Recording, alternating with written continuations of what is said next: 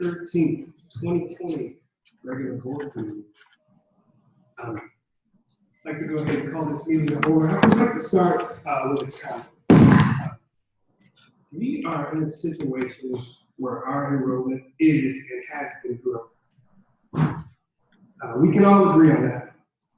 We are all working to figure out the best way to handle the enrollment growth. We must be better at having discussions without placing blame or attacking. It's important that we, as a board, state our beliefs. I want you all to be aware of that, all the board members. It's very important that we state our thoughts and our beliefs. Let's make that clear. We all need to share our thoughts. What we cannot do is place blame or attack or disrespect the administration and staff of this district. We have an outstanding staff and administration here. We're all working hard to do what's best for the students in the district. Shame on me for allowing any person working in this district to ever feel less than. I should never allow anyone to feel attacked or feel blame has been placed on them for any situation that we are faced with. We have amazing educators who work and do an amazing job with our students. Thank you all for your hard work, and thank you for working so hard for our students. Dr. Condon, you are a terrific leader. You came out of retirement to help us. You didn't have to do that. Your leadership style is exactly what we need to help guide us and work through next steps in dealing with this enrollment growth. Not to mention the fact that we as a board asked you and your administration to come up with a process to help us ease the stress on our building. We as a board approved the enrollment growth plan, and I expect this board to come together to help approve next steps tonight as we work with our community to help improve the situation for our students. You've done a tremendous job putting the plan together. Thank you very much, and kudos to Ms. O'Connor and her staff. With that, again, we'll call this meeting to order. Let's go into our meeting 2.01, public comment session. I have 5 cards here. First card I have Alicia Stoner, at 41 Crest Avenue.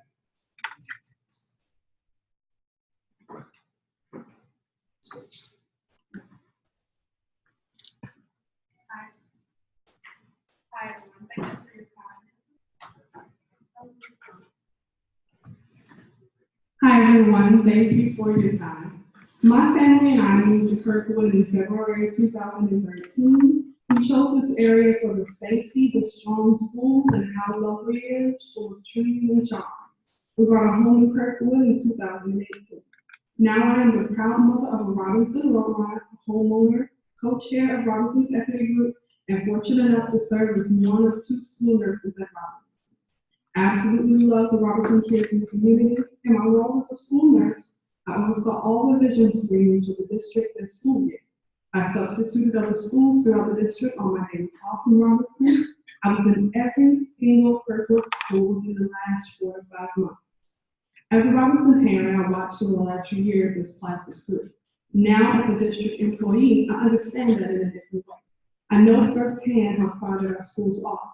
At Robinson and Kaiser, I watched students that needed a little extra support receive this instruction in hallways and stairwells. I saw the students strive to focus as people passed. At Westchester, I ate my lunch in the front hall because the staff lounge area no longer exists. At Kaiser and Westchester, vision screens were scheduled in hallways. At Kaiser, we completed the vision screening in a hallway that we shared with a reading intervention. We worked hard not to distract our students. We were not always successful. At Kniford, we scheduled a second day for the screenings because the classroom we were using was then needed for our class. There was nowhere else for us to go. To my understanding, at next year at Robinson, we are anticipating the addition of 1 classroom already. This is prior to kindergarten registration, which started today. And as usual, it brings more students than anticipated. On my corner alone, 2 babies were born in the last 2 months. In my neighborhood, at least 4 children were added to the district in the last 6 months. Overcrowding stresses all of the students, and for some of our special needs students, denies them their dignity during tough moments. In multiple schools, I've watched students having a difficult time be de-escalated in public spaces because of necessity. The availability of multi-use space nearby may be revolutionary during these times. It would afford these students privacy and the maintenance of their dignity. I am strongly in favor of the green option. We need decisive forward-thinking action now, not in 6 to 8 months. I understand the concerns that many hold, especially concerning equity and diversity. I'm not looking forward to redistricting. I worry about the establishment of neighborhood schools and resegregation of our Black children. I ultimately understand that no matter what option is chosen, there will be some form of redistricting. People are sending around emails suggesting that the largely Black population of transfer students be removed, as well as removing children of staff. These ideas are patches and terrible ones at that. These two populations of students are not the ones causing overcrowding. Parkway removes staff's children, and from what I understand, it's going horrible and causing a lot of stress for the staff. There's been turnover in staff due to this. Our children deserve staff that are able to be fully committed and engaged. Right? Removing our children from our schools will endanger that. In closing, I encourage the citizens of Kirkwood to focus on our children, their future, and their immediate needs. Making our children strong, well-educated, and well-prepared citizens benefits us all. Thank you for your time. Thank you. Before I read the next name, there is a Volvo in the parking lot with the lights on. It's license plate ND2W2C. So I'm going to put that info out. If you have a Volvo, please move to the lights on. Next car I have Jacob Butek, 84612.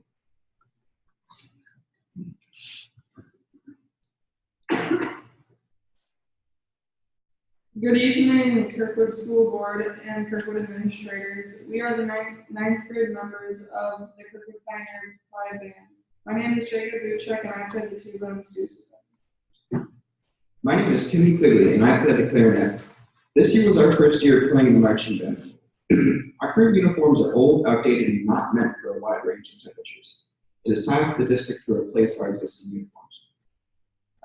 We are the pride of our community. New uniforms will allow us to feel more comfortable, professional at the football games, parades, and district events. New uniforms will offer new technology that the fabric did not have 12 years ago. School Board, please vote to purchase new uniforms for the Kirkwood Pioneer Pride Band. Thank you very much for your consideration. Thank you. Next card I have is Jared Kettlinger of 511 South Garrison.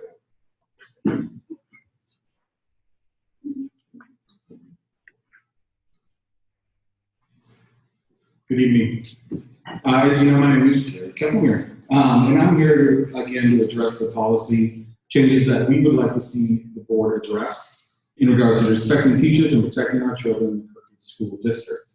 I was rereading the parent handbook, good read by the way, and reviewing the process for resolving concerns within the district from the parents. And I realized that after a quick step 1 through 4, we've been on step 5 since September of 2018. I know that you are all familiar with the handbook steps, so for the sake of time, I will focus on step 5. It reads, if the matter cannot be settled satisfactorily by the superintendent, a member of the public may request that the issue be put on the board agenda using the process outlined in the board policy. This is that request. We are pursuing an equitable solution for all teachers, all parents, and all children. This is critical to the health of the Kirkwood district. We feel that these minor changes to policy address the recent issues that have arisen in the district. You know that your responsibility is developing the policies, rules, and regulations to serve as guidelines for the general management and administrative actions of the district. And to be clear, this is what we are specifically asking you to adopt in terms of policy. 1, establish that parental rights are natural, fundamental, and primary to the guidance of their children's education through age 18. 2, existing policy limits promoting, existing policy limits promoting religious views. We would like to also include language that limits the promotion of political ideologies and personal views within the classroom. The current Missouri Constitution outlines this, and the current policy follows that in regards to religion. However, it does not address the political or ideological views, and we would like to see that clearly defined. 3, require parental consent for the sharing of information as relates to human sexuality, sexual identity, and gender identity. There is a need for clear boundaries also on this topic. Finally, standardized titles for all employees of the district to reflect their position, i.e. teacher, principal, librarian, chef, custodian, etc. This would require a new policy. We understand this. This is in line with practice of other state institutions, legislature, presidency, and even our own KSC superintendent's office. These policy changes are designed to bring neutrality back to the Kirkwood schools, to a neutral person, fair common sense. They address both sides of the issues and at the core, promote the rights of parents in their ability to work with the school to address the needs of their children. The school board is supposed to be apolitical, represent all viewpoints, not promote one belief over another, nor promote personal agendas while on the board. I trust that this will be a topic on the agenda for your next meeting. Thank you. Thank you. Next card I have is Paul Ward, 310 New York Street.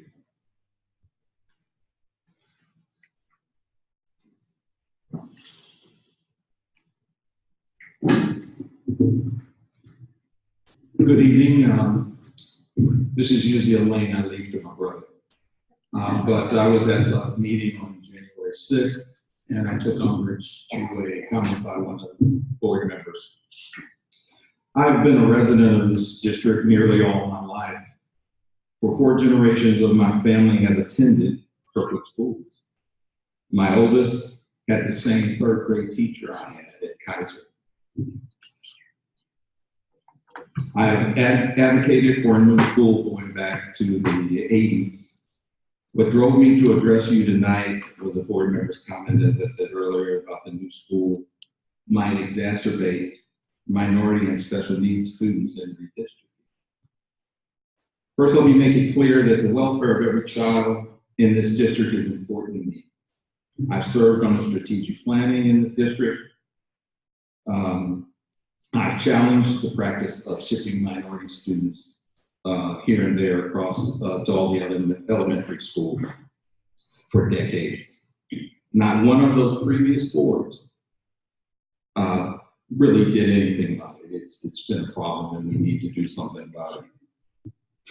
My parents, after a personal request from the superintendent, transferred my brother and myself from Pittman School, where all of my family had attended, to bring some semblance of integration during the late 60s. So I have a firsthand knowledge of what redistricting will feel like if the voters approve your proposal. In this egregious political environment our nation is experiencing, if you're not walking it, please don't talk it.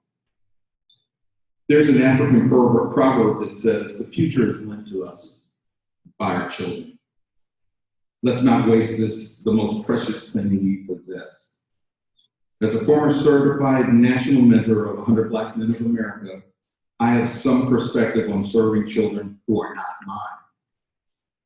I believe that this board can achieve its fiduciary responsibilities, deliver adequate positive learning space, engage caring and high quality education, and provide an innovative, dedicated administration with strong leadership.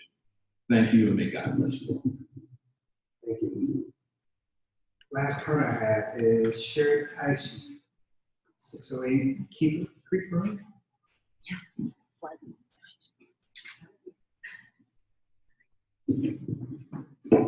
Hi, just a disclaimer, the views and statements that I make are my own and not representative of my employer. Hi, Sharon Taishi, representing Kirkwood National Education Association. I'm the local president. As you know, student achievement, of course, is one of our number 1 goals. And we, as an organization, have focused on teacher planning time this year. We've been investigating planning time.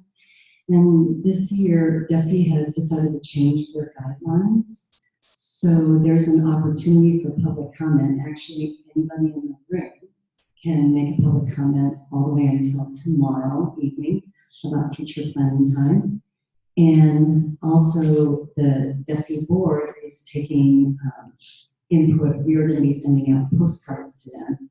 So I would just encourage anyone who would like to support teacher planning time to go on to the DESE website and find where you can make that public comment.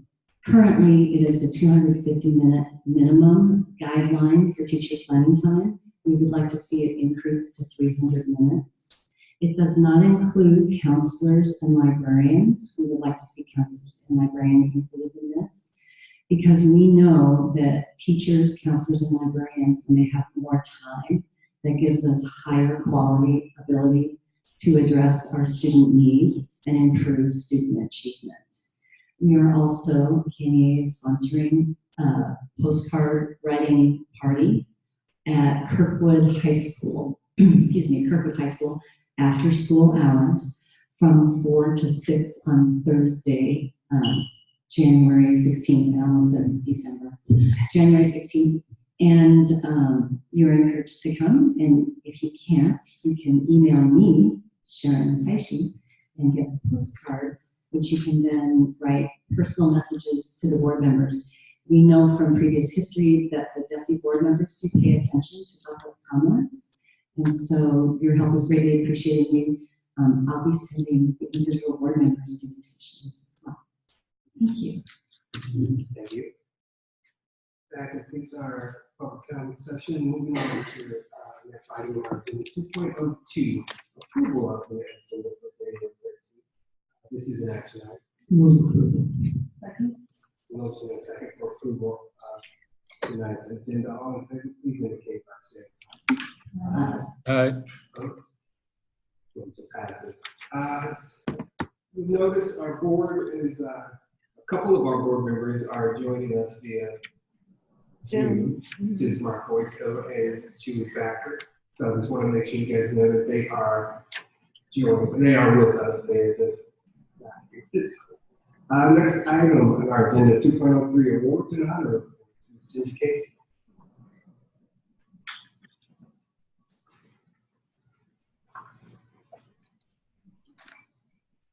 Thank you. The North Kirkwood Middle School Orchestra was selected from a competitive pool of applicants to perform at the 2020 Missouri Music Education Association Conference and Workshop this month at Tentera, Lake of the Ozarks.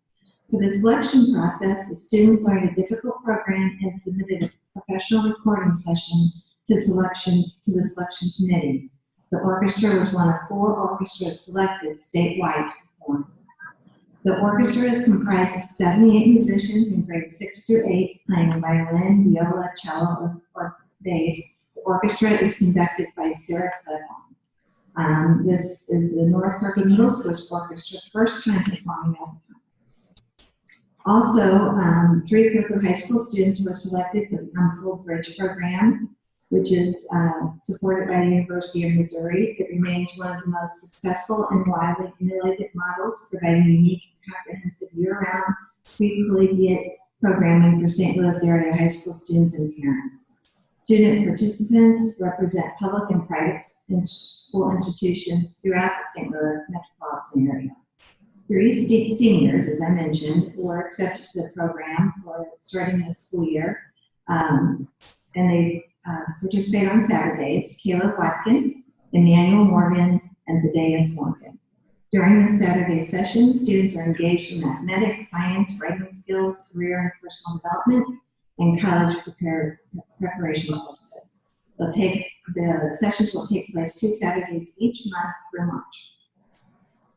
In December, My Community Smart Bargains program hosted a Smart Pack program. Once again, another fundraiser for the KSD Now Nutrition on the Weekends, which is our backpack program for students in need.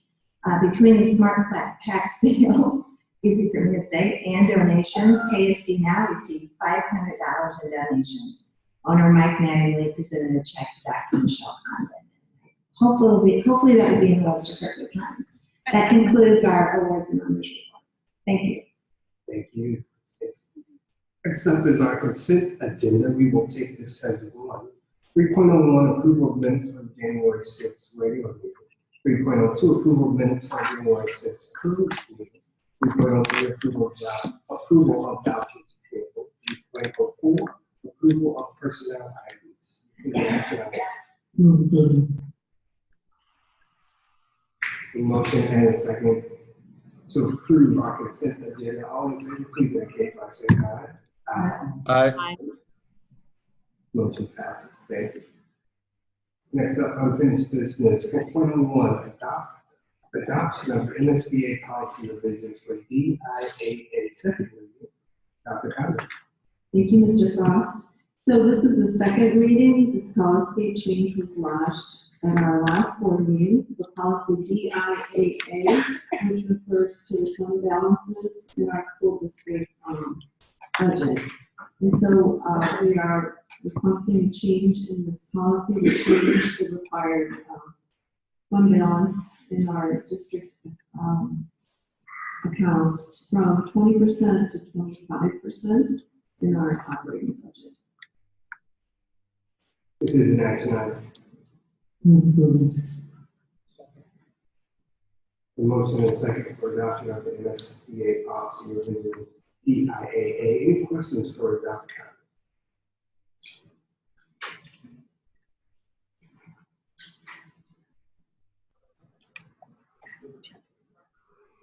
Oh. Did you guys vote yes? They Yes. can't. Can you speak in the?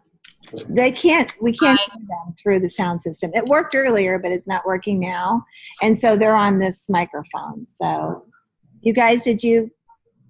Vote yes. Yes, yes, So we we voted. don't have any questions Yeah. for Okay. Michelle. It's time for Dr. Kaiser at this time. So hearing none, I do have a motion and second to adopt the MSBA policy revisions for DIAA. All in favor, please indicate by saying aye. Aye.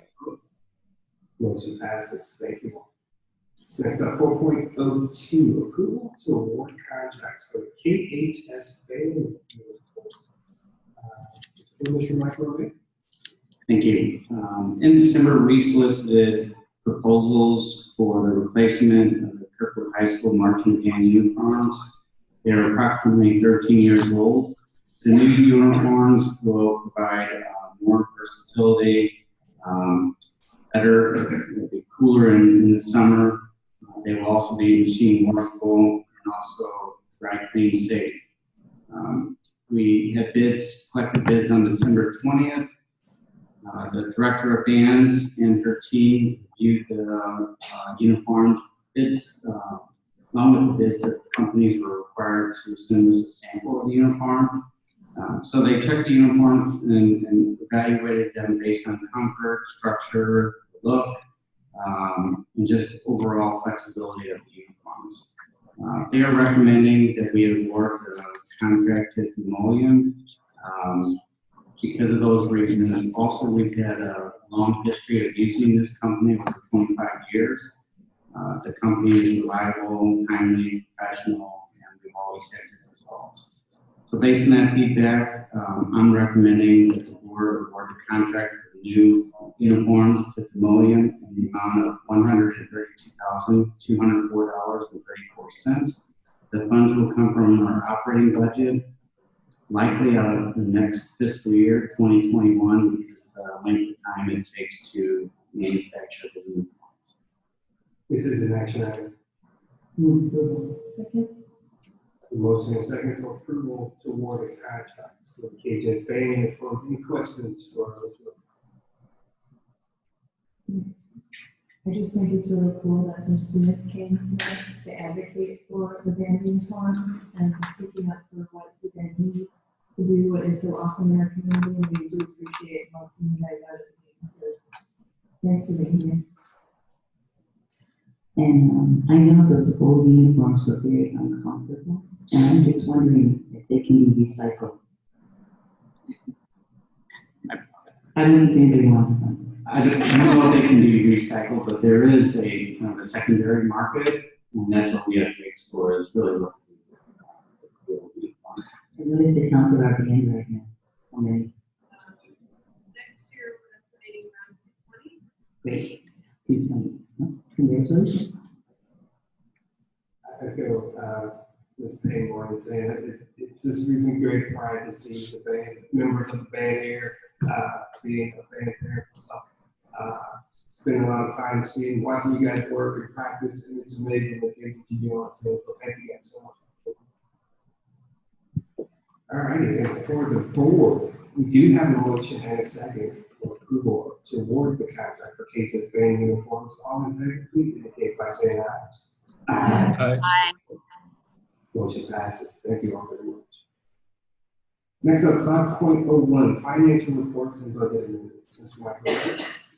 Our revenues in December were $28,887,000, primarily because of the property tax revenues that we collected during the month.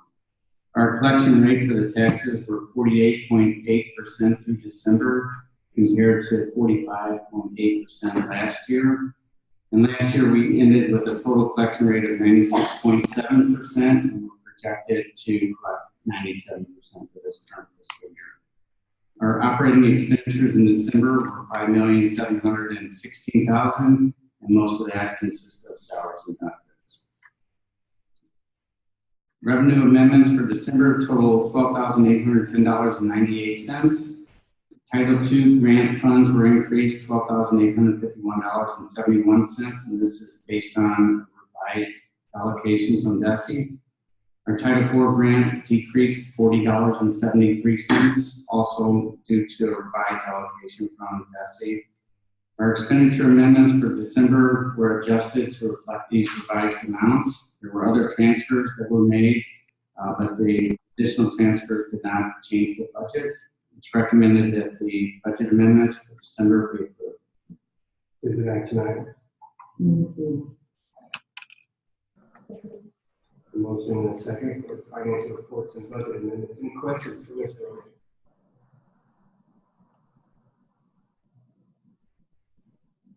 Hearing none, again, a motion and a second for financial approval of financial reports and budget amendments. All in favor, please indicate by saying aye.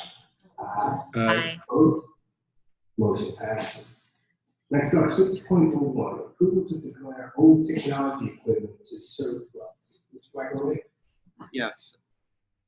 Sorry. On behalf of the Director of Technology, I'm requesting approval to declare a listing of computers and technology that are old or broken as surplus. They're all at least 5 years or older or broken. We use MRC recycling to recycle our old equipment. They pick the items up free of charge. They certify that the data will be destructed on all the hard drives. They dispose of all the items according to EPA guidelines. And they pay the district a small amount for any salary for the equipment. Based on the information above, I'm recommending that we declare these items as surplus and allow MRC recycling to take the list of items. Is it action item? Okay. Motion and a second for approval to declare old technology equipment. Any questions for Ms. Rose?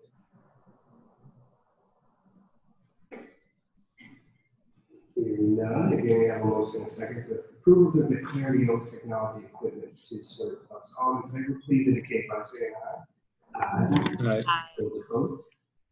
Motion passes. Next up, 6.02, approval to seek bids for E-rate funding. Mr. McElroy.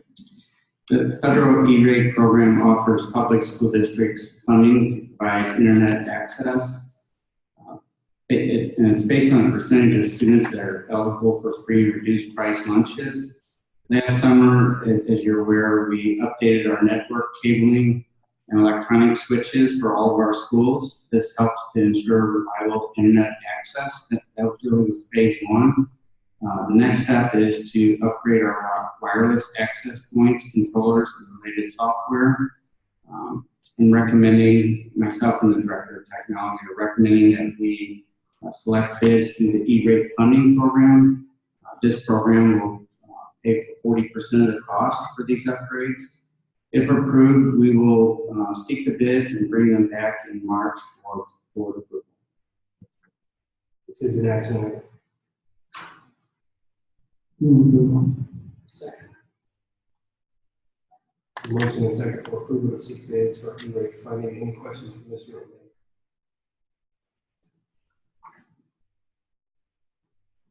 Hearing none, again, motion and second approval to seek bids for E-rate funding. All in favor, please indicate by saying aye. Aye. Those opposed? Motion passes. 6.3, approval of ballot language for facilities to address enrollment. This is The work to develop a strategy to address our current and projected enrollment growth began in September 2018. And more recently, during the board work session on December 2nd, and then last week at the board meeting, board members discussed providing the opportunity for our community to vote to implement facility improvements identified in the green option during the election held on Tuesday, April 7th, 2020. At the request of the Board of Education, the district had its bond council draft a resolution with the ballot language seeking the approval of to issue general obligation bonds. I'm recommending that the board approve the resolution seeking a bond election. to the next item. Second. Motion and second for approval of ballot language approval of ballot language for facilities to address enrollment growth.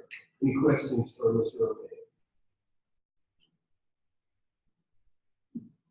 Nick, can you just remind us what, I guess this last point, I just want to be really clear in that this is an estimated decrease from the current bonds that we're paying now. Can you just quickly explain that decrease in the bond with this? Sure.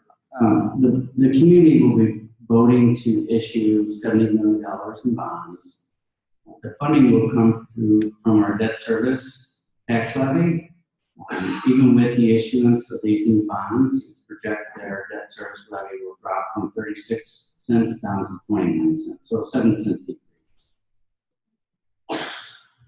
And just to expand on that, like, I read in the paper this morning that the ballot language for the bond issue that would lower tax rates by 7 cents. If the bond proposal does not pass, tax rates will be lowered by 8 cents and continue to drop each year as existing bonds are paid off. So can you, with transparency, explain that proposal for the 70 million bond issue? And that was in the paper today, because it's not actually in our language, but it's just an explanation. It's in our FAQs.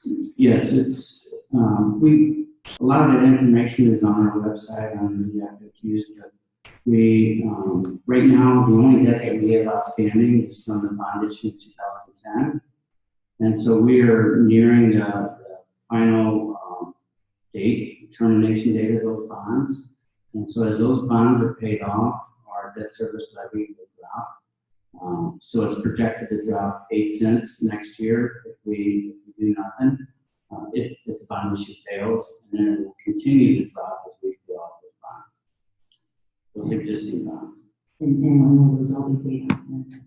22, 23, unless we pay some of them off early, which we would likely try to do.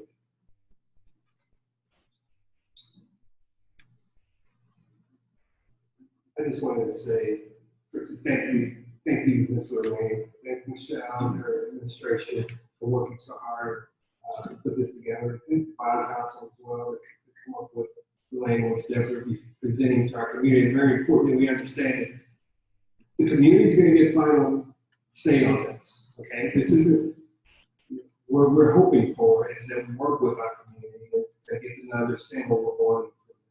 So again, this is important that we approve this tonight so that we can move forward and put this out to our community and see how they feel about how we move forward.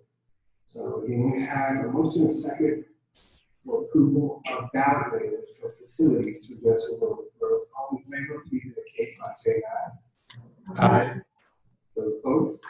No. Nay. Motion passes. Thank you all very much.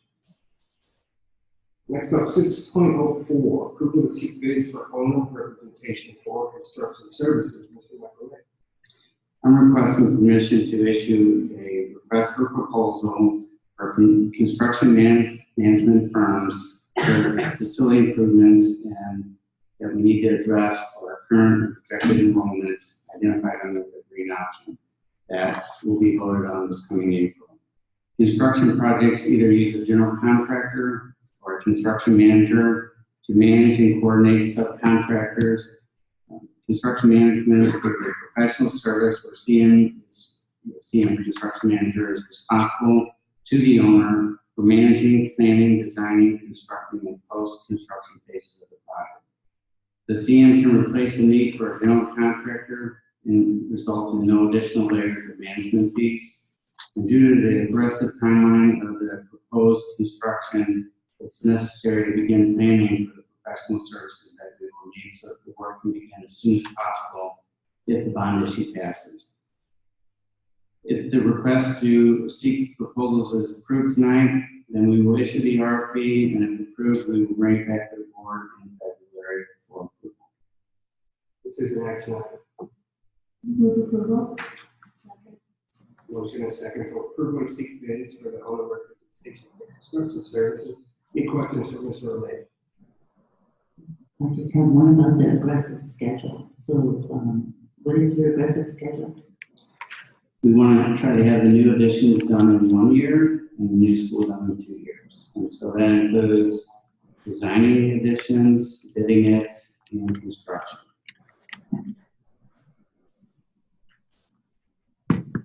I think that aggressive schedule is really proactive to be thinking about so that we can address the needs of our kids and the growth in the buildings and some of the stories that we heard tonight and last week. So I appreciate you bringing this to us.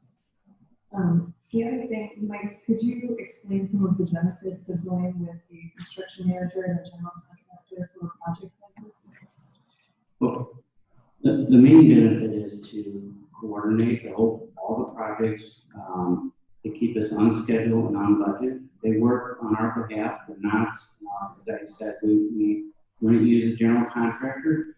So that should also reduce any change orders because, again, they're working for us.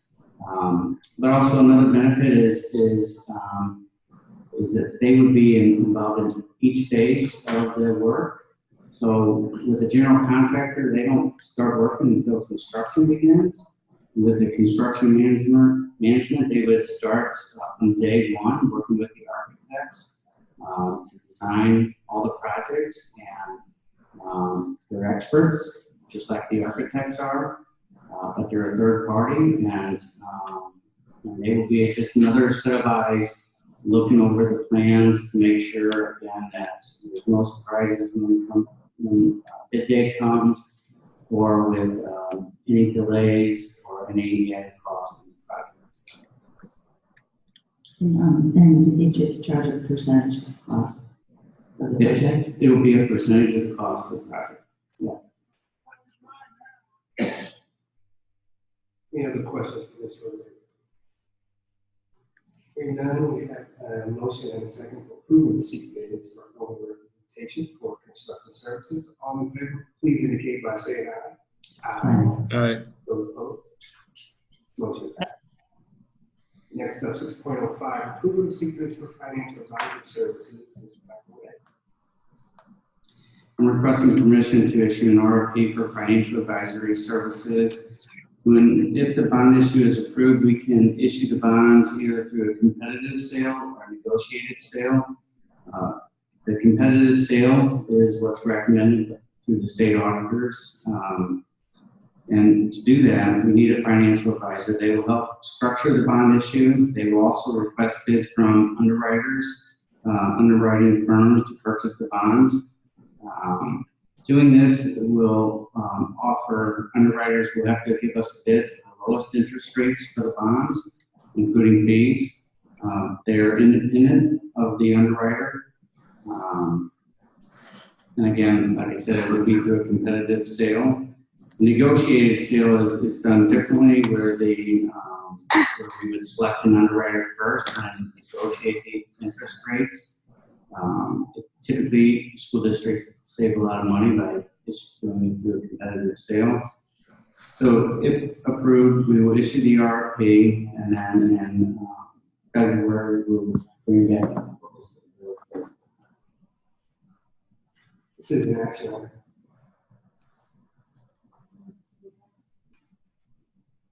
Second. Motion and second, approval to seek bids for financial advisor services. Any questions for Mr. Romero? I just have one question. So as per board policy BBBD, it's 40s.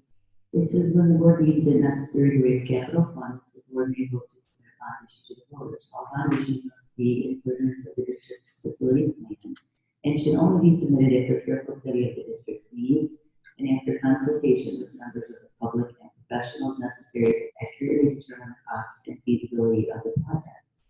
So I noticed on our agenda later, we have some reports, environmental reports, other reports.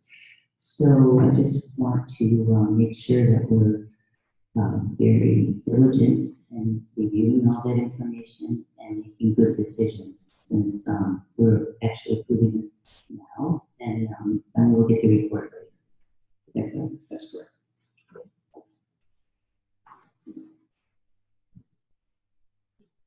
Some of the consultants that we've utilized in getting to this point include Dr. Cochran and Cochran Strategies. So we have utilized input from consultants to this point. The reports that will be provided in the next section of our board meeting are not reports whose results would in any way cause us to move forward with the building project that we're talking about. Though these are reports that are really providing us with additional information so that we know how to move forward with the projects, but the results of these studies are not going to, are in no way, the results would provide us a reason not to move forward with projects.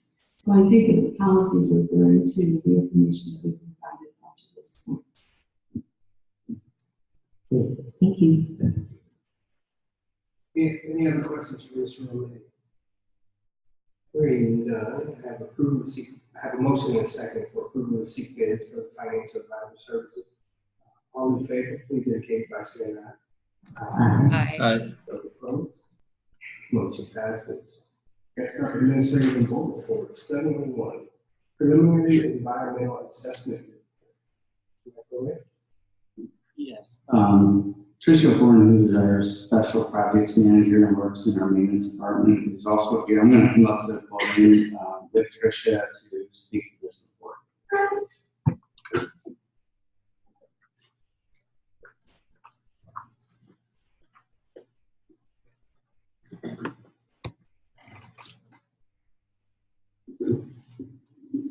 Prior to any construction, it's common practice to perform pre-construction testing of the site. We hired geotechnology to perform an environmental site assessment of the property owned by the school district at 405 Lindeman Road and 1774 Dory Ferry Road. The purpose of the assessment was to identify any environmental conditions that would impede or be costly to remediate. The assessment revealed no evidence of significant environmental conditions. They did notice a few minor conditions, first being an old building footprint on the site that dates back to the 30s. It included brick, concrete, some foundations on the western border of the property. What was unknown is whether or not the home used heating and fuel oil tank to heat the home. So we'll have to determine if there's anything on the ground, and so we'll have to remove it and remediate any soil around it. They did find some debris on the property, including yard waste, trash, bottles, tires, etc., that we'll have to clean up. During the assessment, Geotech observed a few depressions on the site and recommended further testing to include ground penetrating radar to determine if there are any underground sinkholes. The testing was conducted on 3 sections of the property, approximately 800 linear feet, and the data collected does not indicate sinkhole activity. The next steps for the school district includes soil borings which also is common practice, to assess the amount of clay and sand in the soil to determine if we will have to use any gravel fill add to the site for the foundations and footings. Thank you. Any questions for Mr. O'Leary? Or Trish? I guess I'll give him a copy of the report. Yes, the final report will be ready soon. The preliminary one earlier today. I have a question, Mike, about just the timing of a couple of these that I also assume they have the traffic study report. So normally when a district's building are considered, are we in a time frame? Are we starting early? When are these usually done for a school district? We're definitely starting early. Normally it would be done later. We would, because all this costs money, so we typically would wait to see if we have the funds before we would proceed with some of this testing. Thank you. Any other questions from Mr. O'Leary? I know I can't, but I feel like I have something brought to your attention regarding the site. So have we ever had public comment sessions? If you want to, I was going to say, if you'd like to fill out a card and submit it, and we'll have somebody get back. This is something of concern regarding the environment. I would, first of all, I want to know how many people in this room have actually walked this entire site and are familiar with what has been used. All right, next up for us is 7.01 or 7.02 preliminary traffic study. Mr. Michael O'Leary. Mike? Yes, perhaps. Oh.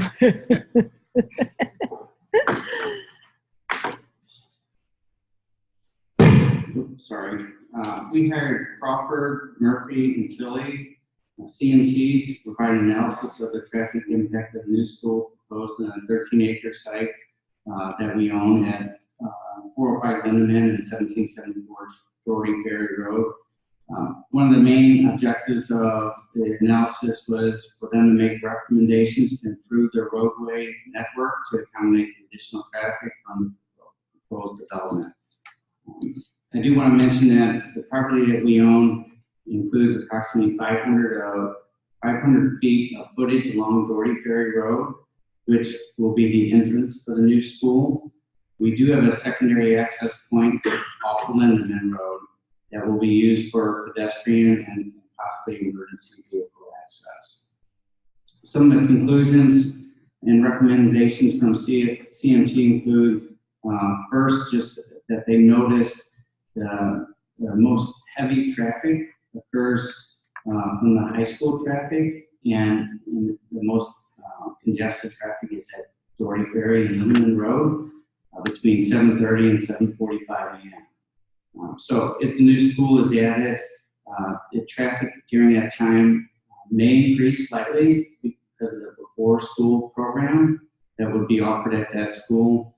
But when school is actually in session, because it starts later than high school, that the traffic would be less of an impact than during the peak time at 7:30 to 7:45, just because there's less traffic than the high school traffic at that time. They also mentioned that the traffic delays that are experienced at that intersection are short in duration, roughly 15 minutes. Some of the recommendations also include that the entrance on Doherty Ferry to the new school would consist of a separate left turn and right turn lanes out of the school, and then a westbound left turn lane on Doherty Ferry into the school based on the projected traffic volumes. They also recommend to enhance pedestrian safety that we have a rapid flashing beacon for the crosswalk at the school entrance. Also safe school zone speed limit signs and flashing yellow beacons, along with the presence of an adult crossing guard and police officers at the site.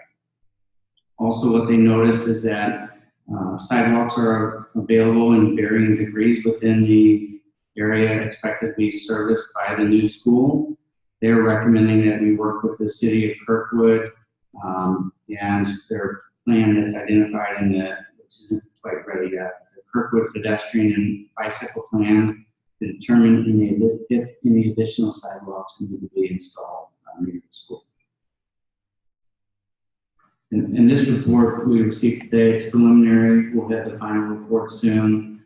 What they're working on is all the backup data that they want to add to the report. Thank you. Any questions for Ms. Gilman? I have a question. If you had coordinated with St. Gerard School there, since it's so very close by, if they might have some information also, if it's something that you're considering. I haven't talked to them yet. I believe that this company did contact them, but I'll confirm that. Thank you. But we are planning to work with them and we're planning to set up a meeting soon. And it did say in the draft report that they had looked at the same time that St. Gerard came, arrival and dismissal, so I think that was beneficial. And I wanted to actually highlight that. I did have a couple of questions. Based on your analysis, Mike, it showed that they had different start times than we currently have. Is that something we're a couple years out that we're assuming? That's correct. You're talking about St. Gerard? Yeah. For our school. Our school will start later than the peak time, which is the 7:30 to 7:45. That's the same time that, the high school starts at that time. St. Gerard starts near that time, I believe, at 8 o'clock. So that's the reason for the high traffic. Our school, since it's an elementary school, would start at 8:45, just like the rest of our elementary schools. And then the let out at 3:45. So those times just don't overlap, and I think that was really important to highlight when we're looking at mitigating the traffic. Yeah. And the other thing that I want to highlight that I think is really fantastic, because of some of the concerns that we've heard over the last couple of months, is that the looking at safe routes to school and the walking for students and everything. And so advocating for creating a really safe environment at the entrance of the school, I think is extremely important, considering we have families in our community who have had concerns in the past. And so what I saw in this report as a traffic engineer myself, it made me really happy that we are proactively looking at some of them.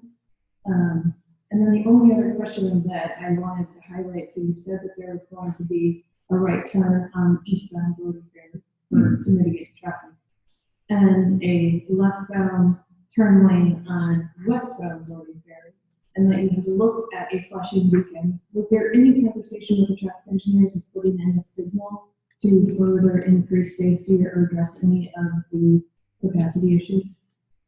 They didn't say a signal at the school entrance. They did look at, didn't say a signal at Lebanon and Dory Ferry. They said it didn't warrant that.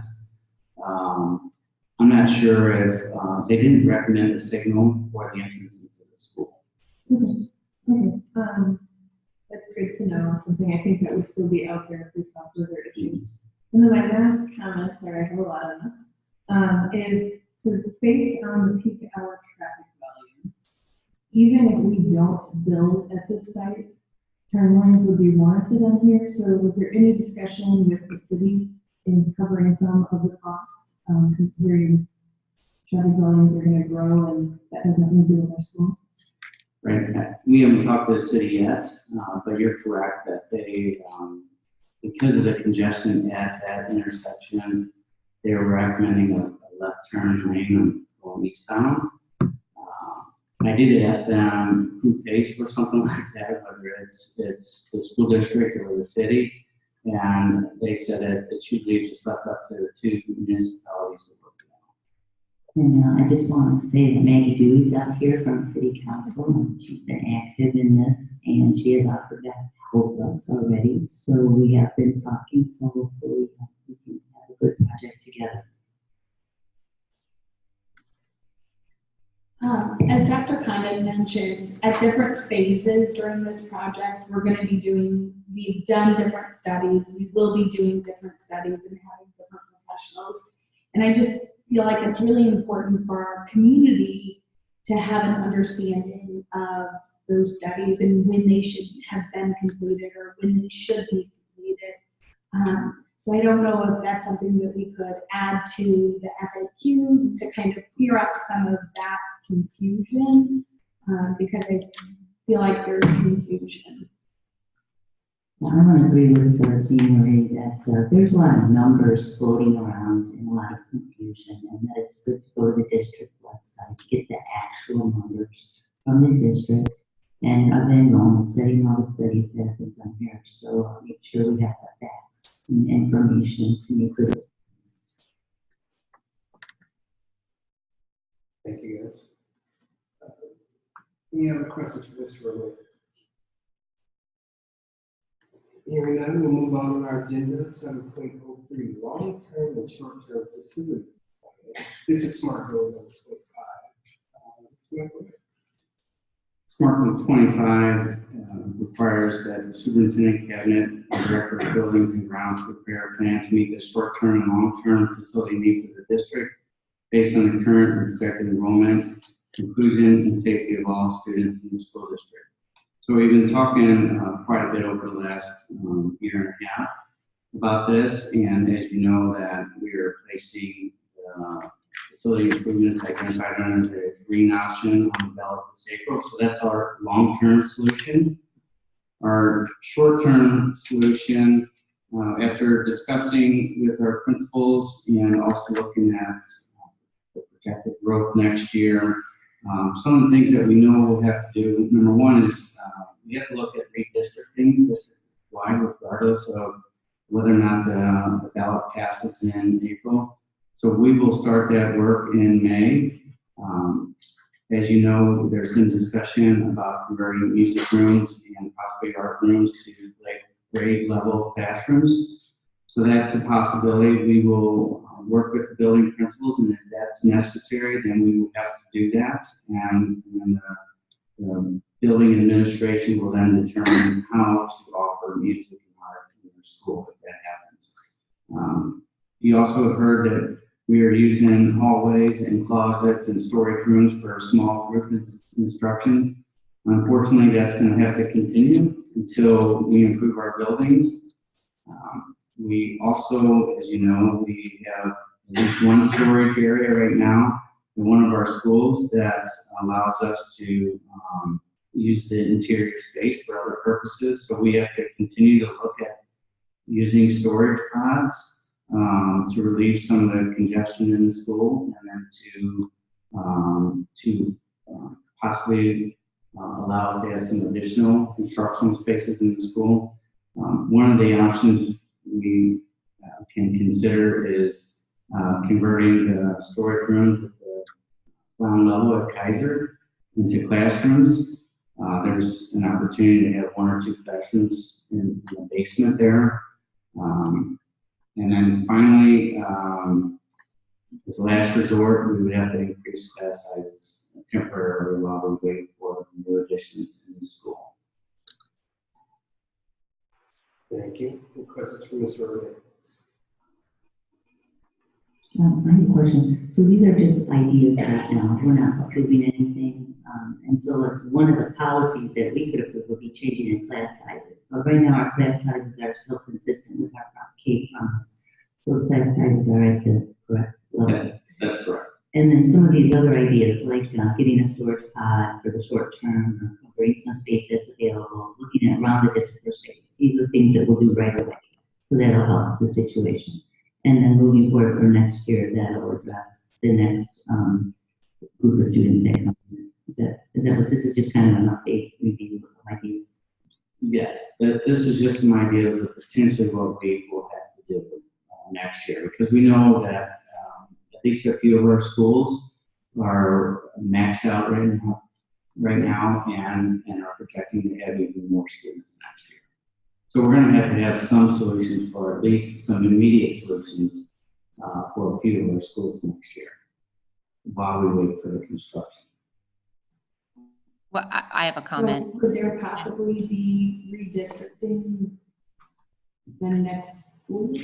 No, we'll start that process, because that will take a long time to determine. But potentially it will be done before, if it takes a year, then it would to be done before the new elementary school is built. I have a comment. Ginger, can they hear me? Thank you, Mr. Laney, or I have a comment. Hello? somebody's Ginger? Oh my God. Yes. Hey, I have a comment. Just one quick question. So if we move forward with any of these short-term relief for the buildings, they'll come back to us for discussion? Yes, we can bring that for discussion. Thank you. Ginger? The money to improve, they rent storage, some of these small things, the board doesn't have to, approve, just the big policy changes, or big expenditures, correct? The Ginger. policies would be definitely something you would have to approve. Expenditures also, but some of these other short-term, minor, would probably be just information that would be passed on to the board. Julie wants to comment. Yeah, I just wanted to say, She can't. Go ahead, Julie. can you hear me? Okay, I'm sorry. I was also saying that, a lot of these decisions will be interesting when we have a new superintendent and a fresh set of eyes. David. Can anyone hear me? Or can they hear me? Okay. Can you hear me? Okay, well, whatever. Perhaps a new superintendent comes in with a fresh set of eyes and sees things differently, or comes up with a different plan.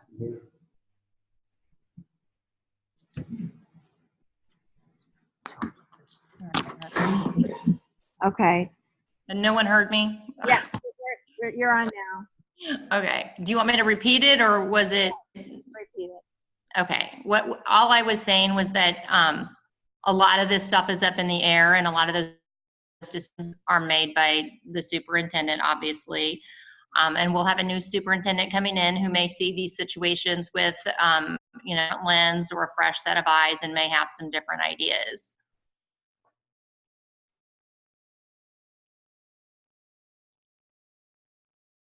Thank you. All right, any other questions for Mr.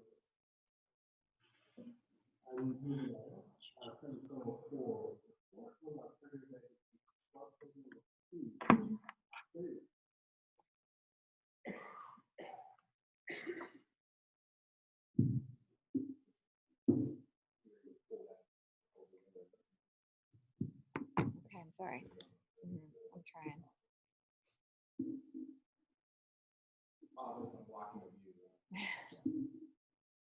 I'm here tonight to present an update on our SMART goal number 2, which is that we will work with principals and teachers to develop a district-wide plan that defines and describes alternative educational programming for all learners in the schools.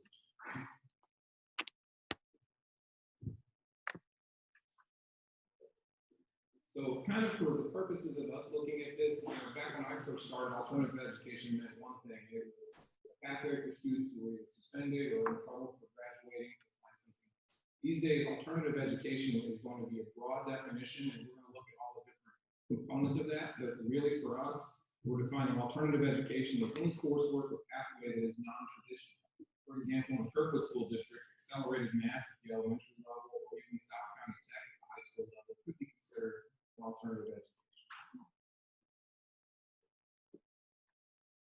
We'll kind of go through a grade level description of each one. So at our elementary schools, we do have whole grade acceleration. And for whole grade acceleration, the nominations for that are accepted from teachers, teacher teams, parents, or through student self-nomination. Decisions about whole grade acceleration were made by the building principal in collaboration with the building level MTSS team, data team, and it's based on a preponderance of evidence, and utilizing the Iowa acceleration scale as one measure, along with a significant amount of data to make that decision. As you know, that's a significant decision to make. We also have single subject acceleration in math, and there are multiple steps to determine eligibility for this. And again, the decision is based on preponderance of evidence. And with the legislation that was passed a few years ago, there is online opportunities extending all the way down to the elementary school level based on the legislation. However, the challenge at the moment is that courses for MOCAP, which is the Missouri Virtual Learning System, courses for MOCAP must be approved by DESE. And at this moment, there is really only one vendor with one course that is approved for an elementary level, and that is Odysseyware and the 5th grade language arts class. But as more courses get approved at the elementary level by other vendors, we would have other opportunities to offer virtual learning programs for our elementary students. At our middle school level, we again have very similar opportunities, whole grade acceleration with the same sorts of facets behind that, single subject acceleration in math with the same preponderance of evidence and need. At the middle school, we do have a greater opportunity for our online options. There are, again, MOCAP is the Missouri Virtual Program, and there are courses developed by various vendors. They must be approved by DESE. And we use 3 vendors. We just added recently a 3rd vendor, Edgenuity, mostly because they purchased Odysseyware, so it kind of came as a package deal for us. But we use 3 vendors, Launch, Odysseyware, and Edgenuity, that all have middle school courses that are approved by DESE. And in fact, Dr. Painter and I have worked with enrolling a few middle school students already in a few of these courses and a few of these programs. The middle school course catalog obviously is a little bit smaller than the high school course catalog, but there are plenty of opportunities for middle school students to take a variety of different courses online. High school is kind of where we get to a significant number of alternative options. And in the Kirkwood School District, we have various different directions that people can go. We have our Pioneer Pathways, which is kind of new naming this year when we moved our VISTA program back onto campus. It kind of allowed the high school to really work through a rebranding process to really take a look at that alternative program and really look at what are the best things that we can do to meet student needs. So the programs, in light of that, were renamed. And so the Innovation Center is the program that is now housed above the library in that beautiful space that we were able to construct. Discovery is housed kind of where the old Atlas program would have been, kind of near the journalism area. Within that program, you also have the Missouri Options program, and I'll go into more detail about each of these programs. Students in high school can access South County Technical School. There's also the St. Louis Center for Advanced Professional Studies, we just call it the CAPS program. There are advanced placement courses, dual credit courses, dual enrollment courses, early college options, again, MOCAP, the virtual learning, school flex program, and our co-op program. So I thought I'd go through each one of these kind of individually to give a little bit more background. So our Innovation Center is kind of formerly Atlas, and it's an opportunity to earn credits for graduation in a non-traditional manner, including online coursework and teacher-led courses. So it's not just students working with computers, but there are quite a few teacher-led courses. Students may take 1 or multiple classes through Innovations, and it's housed over the library in Kirkwood High School. That is one of the changes that we have from previous years, is that students may be taking just 1 class there to stay on track for graduation, or taking 2 classes, or accessing that for various subject areas or supports. It's very flexible, and they're continuing. Ms. Miller is the principal over these programs now. She's continuing to look at different opportunities to expand these programs. Discovery, formerly VISTA, is again an opportunity to earn credits towards graduation. Credits may be earned even if a student has a long-term suspension. They can attend the Discovery program and still stay on track for graduation. Online courses and teacher-led courses are also offered here, along with some social emotional supports. We have counseling that provides support there as well. And this again is housed in the former Atlas section of Kirkwood High School. Within these programs, there's also the Missouri Options program, which has been around for quite some time. So in Missouri Options, we have several requirements that must be met, with the end result being a high school diploma. The requirements are that a student must pass government, personal finance, and health.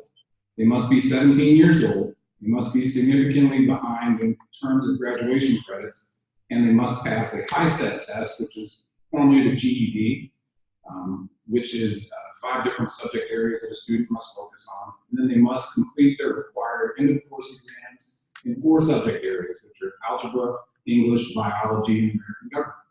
And at the end, the student would receive a diploma that is the same diploma as Kirkwood High School graduate. And right now, approximately 75 to 85 students take advantage of these programs, but those numbers again continue to grow as more students are accessing innovations in particular for classes that they need to keep on track. South County Technical High School is an opportunity for students starting in 11th grade. Students can attend South Tech for half a day.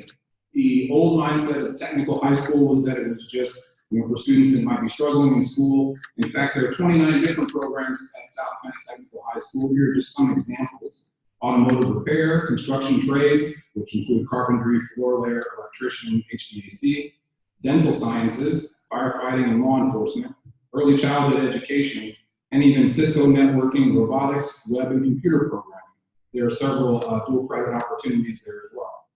There is an application process that starts in 10th grade for students, and then students receive instruction from professionals in the field. So when I was a high school principal, we would tell students that were interested in being a carpenter, for example, the best place to go would be South County Tech because you're being taught by carpenters who are in the field, who are working those jobs, or being taught by electricians, or being taught by police officers for the field that you want to go into.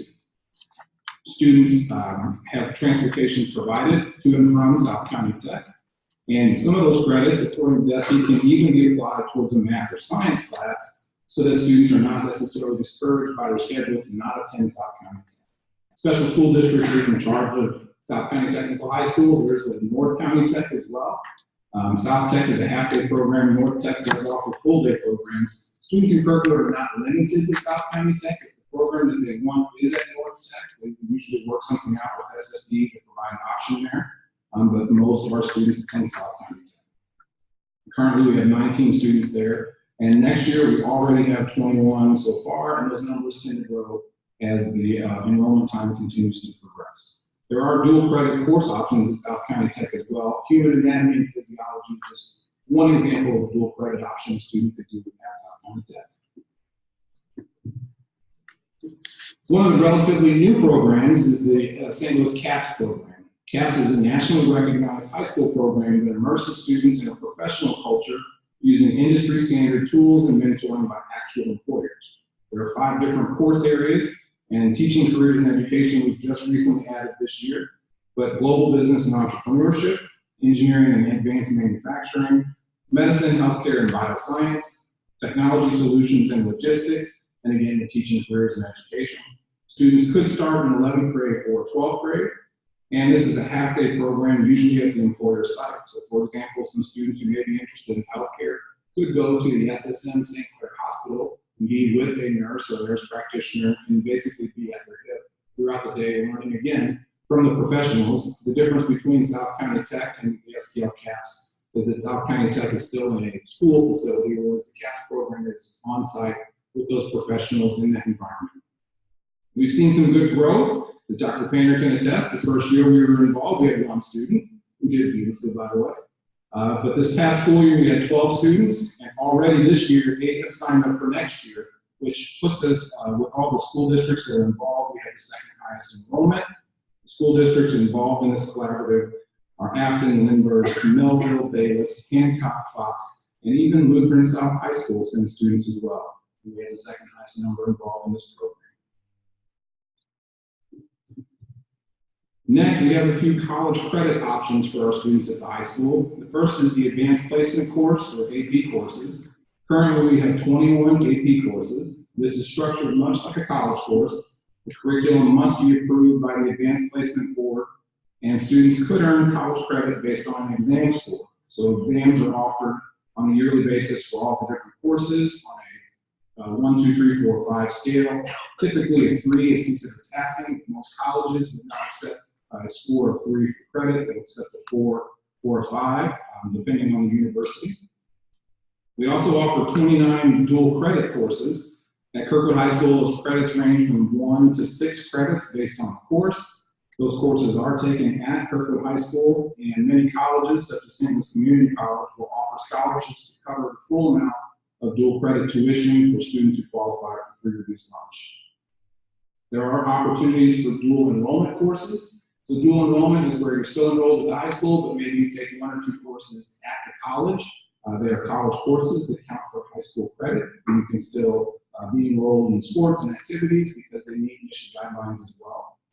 And then this Thursday, we actually have a guest speaker coming from Rockwood to talk to our high school team about early college. And early college is an opportunity for us to explore where students who attend college for their final 2 years of high school take college courses that count as high school credit. But when they graduate from high school after those 2 years, they also graduate with an associate's degree at the same time and are able to then transition to a 4-year college with roughly 60 college credits and a diploma and a degree. What we found last year was that sometimes those graduation dates were on literally the same day and kids were rushing between sites. But that is an opportunity for us to explore, and we've got a coordinator for Rockwood who works at St. Louis Community College coming to speak to our high school team on Thursday while taking a look at that. One of the newer additions as well is online learning called MOCAP. This was an update to section 161.670, which created MOCAP, again, Missouri Course Access and Virtual School Program. It allows students to take online courses for school credit. Again, the legislation allows courses starting in elementary school, but at this moment there aren't any elementary courses approved by DESE. I would anticipate that changing in the next couple of years. Kirkwood currently utilizes 3 vendors: Launch, Odysseyware, and Edgenuity, and these again are centered around the Missouri standards and meet Missouri graduation requirements. The legislation does require the district to pay the cost of the coursework, however we are able to claim that student on our daily attendance. There is an application process that must receive school approval, and there have been a significant number of students who access this opportunity. I think I counted over 200 students just during summer school, mostly for health and personal finance, but there are a wide selection of courses, including Chinese, Japanese, AP courses, technology courses, career courses. It's a broad spectrum depending on the vendor that you use. And then we do have a couple opportunities for students to earn credit through work. One of the newer options that DESE has allowed is what's called a school flex program, and the board approved this a couple years ago. Students may receive elective credit for employment. However, employment must be related to their career goals as defined by the ICAP. And the ICAP is the Individual Career Action Plan. Those of you that may have had high school students recently may have heard of a 4-year plan or a 5-year plan. This is the new terminology for that. It is required to be connected. And then again, you submit some proof of employment and hours worked, and you are able to earn elective credit for being connected to your employment. And then there is a co-op program. This is available to students with disabilities. The students must be approved by vocational rehabilitation. Employment hours determine the number of credits awarded. So it's 0 to 10 hours could be 0.5 credits, 10 to 20 hours could be 1 credit, up to 4 credits. And then there is a work experience coordinator called a WEC that supports the students. It's employed typically by a special school district and provide guidance to those students to be able to transition into employment. That's kind of the breadth of all the alternative options that we currently have now in the Kirkwood School District. So I'm happy to take any questions. Thanks, Dr. Lee, for your work on all the different programs. I just want to also add in that Governor Parsons has this workforce development program for K-12. You've probably already know about it, so great. It's Senate Bill 830, and that will be something that could support some of these efforts, as well as Senate Bill 536, and that is for career and technical education certificates, which may also help. So I just wanted to let you know, see if you've got LSD helpful as well. Yeah, that's relatively new legislation as well, and it also allows a little bit of leeway with some of our Title IV funding in particular to be able to be applied to some of these opportunities.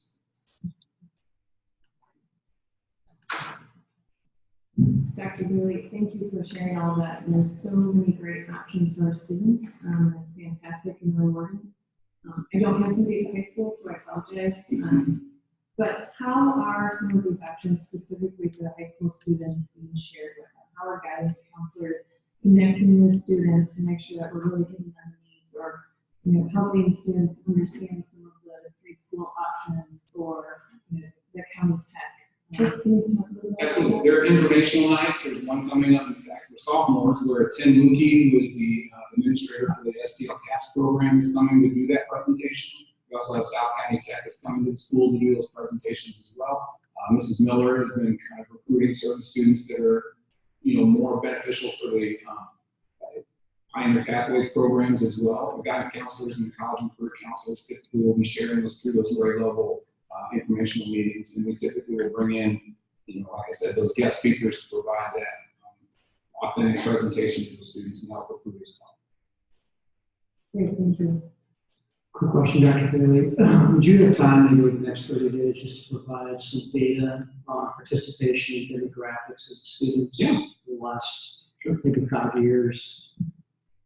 That'd be great. Thank you.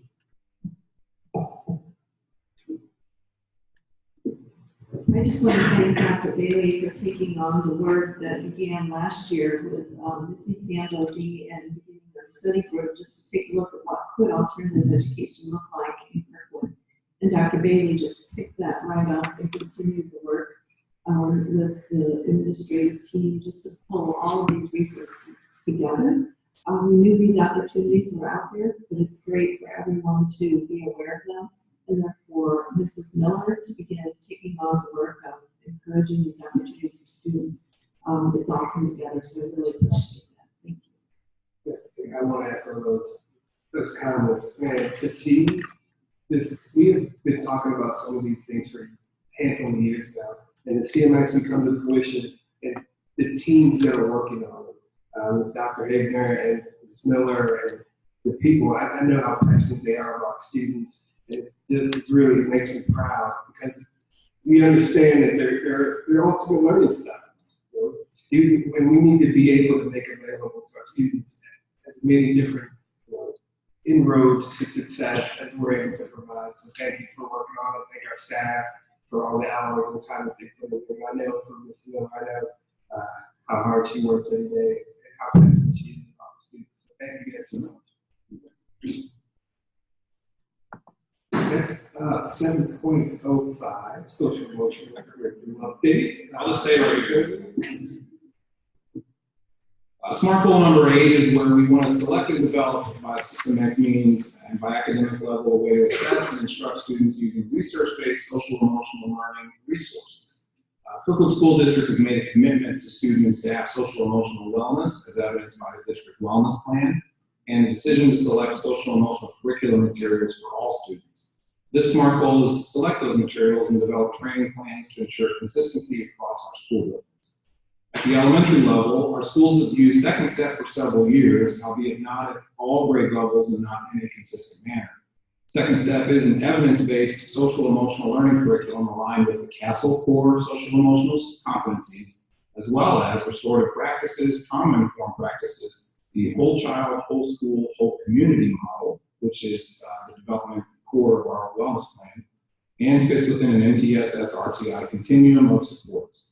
We have purchased enough kits to provide each teacher at each grade level the necessary materials to implement this curriculum, and we are working with the elementary principals to develop a training plan for full implementation in the 2021 school year. At the middle school level, both middle schools have piloted Second Step for middle school, which is an online program with 26 lessons and activities per grade level that building and grade level teams can choose from to implement. These lessons are also aligned with Castle standards. We will meet with the teachers piloting that program to determine scope and sequence because they don't have to go in certain order for implementation again in the 2021 school year. And even at the high school level, we are piloting Purpose Prep, which is an online program from Edgenuity that has 6 full courses with various lessons around topics such as bullying, coping skills, substance abuse, and stress management. This program is also aligned with Castle core competencies, and we will meet with administrators this summer to determine implementation plans moving forward. Student Services is working in conjunction with curriculum and instruction to develop training plans for each elementary school. Middle school training is minimal because the program is online and there's ease of implementation. And the high school training for the teachers is minimal as well because of online implementation. But we'll continue to work with both middle and high to select lessons and push forward with this curriculum.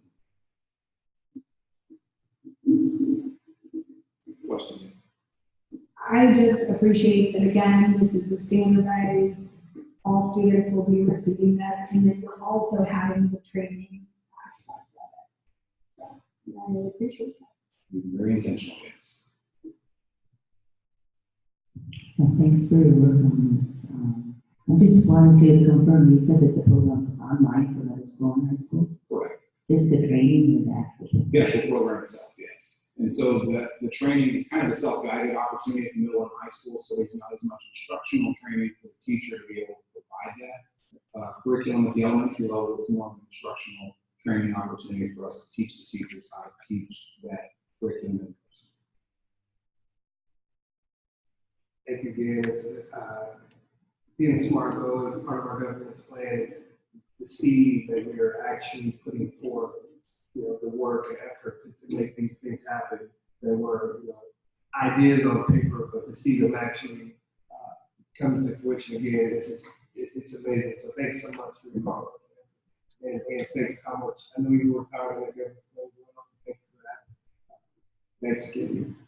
Moving on, 7.06 curriculum updates. This is for Dr. Bayer. This is actually more of a curriculum and instruction website update. But SMART Goal 21 calls for regular review and update of our teaching and learning portion of the district website, including the work that is supported through our office of curriculum and instruction. The initial focus of our work is included the following: starting with an audit of our own website and academic and instruction websites for 10 additional districts, both around our state and nationally. We've also looked at the inclusion of information regarding our curriculum review process, timelines for review, and all of the work that really happened through our SMART goal last year with our curriculum review process. The addition of our wellness portion of the teaching and learning website, including recommendations and key work from our wellness plan. Again, that was a SMART goal that needed to be incorporated to our website. Detailed information about our digital citizenship instruction and the K-12 plan to support this work. Development of a district library media resource site, including links to individual school libraries, policy related to library resources, and library media procedure manual, and connections to teaching and learning information that's already available online through the Office of Student Services. Our curriculum K-12 has been housed previously in school, or it is currently housed in Schoology, giving teachers access to documents and resources. They recognize that some curricular information should be available to our families, including the members of our public-facing website. The challenge is, given the complexity of curriculum, we want to make sure that we put out there what's useful but not what's overwhelming. So that's a process that we're continuing to work through. Many of the documents that were previously available, many curricular documents were available through the curriculum, PYOC, but we're no longer using that vendor. And so the following work is currently in development. We are working to take that curricular information and put it down into a format that is much less overwhelming, that is more accessible and digestible to our families and community members. And then development of layered information, because ideally we want to provide information again that is very usable to our families and our curriculum site, and not just something that's static. As we strive to improve the success of all our students, we want our district website to be the go-to resource to support engagement with families, teachers, and our community members. Long-term goals include links to key resources and informational videos that will support our students in teaching practices, assessment, and grading expectations, as well as tiered supports for learners, alternative education opportunities, and future-ready skills. During our audit, we did notice that the districts we looked at, for example, there were just a couple that had anything about alternative education on them. So we definitely highlight some of the programs. Your question about how do our students find out about all these fantastic opportunities is a good one. Face-to-face is most important, obviously. Our counselors and Similar do a great job of that. But often the text version of these is embedded in a course catalog on the high school or middle school websites. And so we want to make sure that we're highlighting those opportunities as well on our district websites, not only with information, but possibly with some testimonials from students who have participated, and some pictures, some videos, and then linking into the actual websites for those other programs. These programs, not High Tech, St. Louis Caps, for example, I think that's what websites are doing.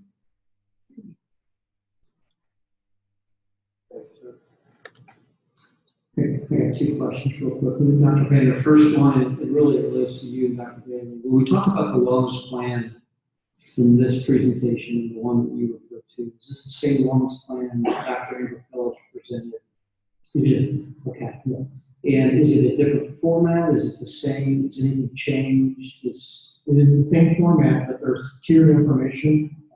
So, for example, we shared actually on the website is the actual presentation, the slides that you saw at the board meeting. But there's also a link to the longer document that was pulled out of. And then there's actually a link on there as well to all the research that was done behind. And so I believe there were 15 or so recommendations that were made for this year. Exactly how many there were. But there were many more than that that were written in the plan, but we said we can't do it all the first year, so this is where we start. And so all that background information is on there. So it's live now, and I can look at it. Absolutely. It's under student wellness, which is under teaching and learning. Okay. And then question two is on the latter part of your presentation around the curriculum. Is there a date that all that will be posted and done? Is there well, I asked our team to have it ready in the next 3 to 6 weeks. Again, we're not going for everything. We're trying to make some digestible. That's what really part of our audit was to find out what other districts are doing to make it more accessible to our families. I was surprised, quite frankly, by the number of districts that have nothing regarding curriculum on their website, even locally. And so we did find 3 or 4 districts that I really like their models of what they're sharing, so that people can get tiered information. Sometimes they just want very baseline, or they want what's to the standards. There could be something on this you might want additional information beyond that. And so if we can give them links, if you really want to dive into more, here's more. But if you just want basics, here's as well. I think also more importantly is if I'm a parent in this grade level, I want to know what can I expect from my child and how can I support them. Okay. Correct. And then just a comment, and I'll stop. And then Dr. Bailey, in terms of the wellness plan, we do have a budget that's tied to that. Would love maybe to see in the future a tracking of it sounds like you're getting some ideas and some initiatives, and then how that would track to resources that we could use and the decisions we make to use them. Yeah, many of the things that we provide updates on, for example, purchasing the second step curriculum or being able to utilize the savers that come through that wellness budget. Those first year priorities that Dr. Amber Phillips presented was kind of the list for us to take a look at, and on the website, Dr. Cleaner speaking about those priorities, key recommendations are listed as well. But we can take a look and do trauma-informed instruction also. We can do updates as well. Great, yeah, I just want to make sure that again, my goal here is not to not spend the money. Absolutely. The goal is to spend the money. Absolutely. Okay. Actually, I'll just point out, since we're talking about, we've had a large number, I believe 12 different teams from our schools attend Restorative Practice Academy, even plus this year. I'm not sure that we could have honestly sent as many teams as we had requested for if we didn't have that wellness budget. So it's very much appreciated.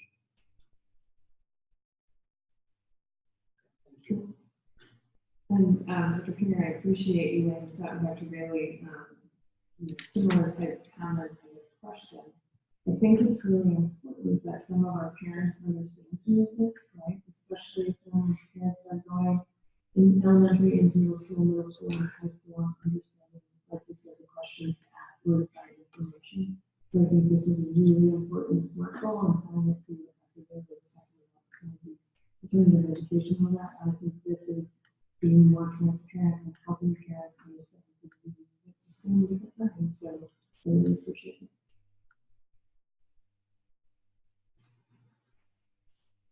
Thank you guys very much. Clemson is up by 3 points, just that one. Thanks, sir. Next on our agenda, future, it's 8.01. Monday, January 27th, we have a board work session that's at 5 p.m.